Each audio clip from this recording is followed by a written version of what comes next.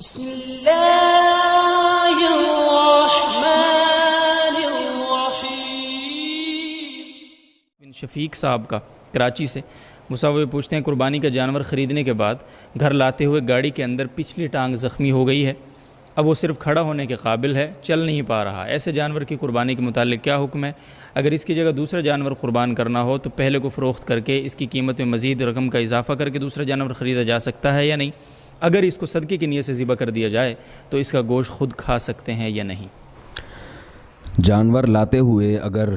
زخمی ہو گیا اور اتنا لنگڑا ہو گیا کہ چلنے کے قابل بھی نہیں رہا وہ، تو اس کی قربانی جائز نہیں ہے۔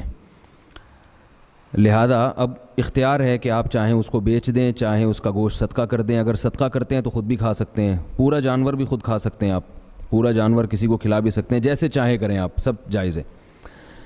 البتہ بیچنے کی صورت میں اگر آپ نے اس جانور کو بیچ دیا تو نیا جانور جب آپ لیں گے تو آپ کو جو اس میں نفع ہوا ہے، یعنی جانور آپ یا تو اتنی ہی قیمت کا لیں جتنا میں آپ نے پہلا جانور بیچا ہے، اور اگر آپ اس سے کم قیمت پہ نیا جانور لیتے ہیں تو اضافی جو آپ کو نفع ہوا ہے وہ نفع آپ کو صدقہ کرنا پڑے گا۔ یہ جو میں نے حکم بیان کیا یہ مالدار آدمی کا ہے، یعنی اس آدمی کا حکم ہے جس پر قربانی واجب تھی،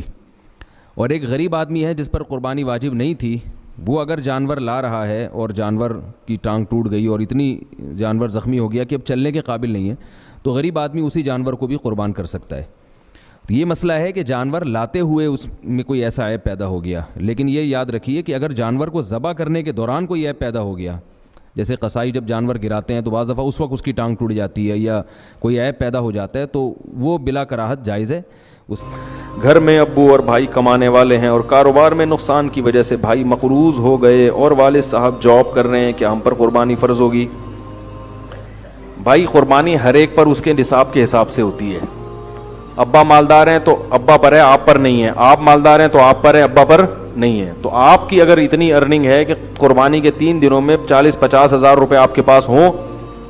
اور آپ پر قرضہ بھی نہ ہو، گیس بجلی کا بل بھی نہ ہو، اور جو راشن ماہانہ آتا ہے، جیسے پہلی تاریخ کو یعنی فرض کریں کہ پہلی تاریخ ہے اور بقرعید آ گئی، 40,000 پڑے، لیکن ابھی راشن گھر کا آئے گا، تو بکرا لاؤ گے تو پھر راشن کون لے کر آئے گا؟ ٹھیک ہے نا؟ تو پھر وہ راشن کے پیسے بھی یعنی جو بنیادی خرچے ہوتے ہیں وہ نکال کے 40,000 یعنی 52.5 تولہ چاندی تقریباً 40,000 کی اتنے بچ رہے ہیں، تو پھر قربانی واجب ہے، ورنہ واجب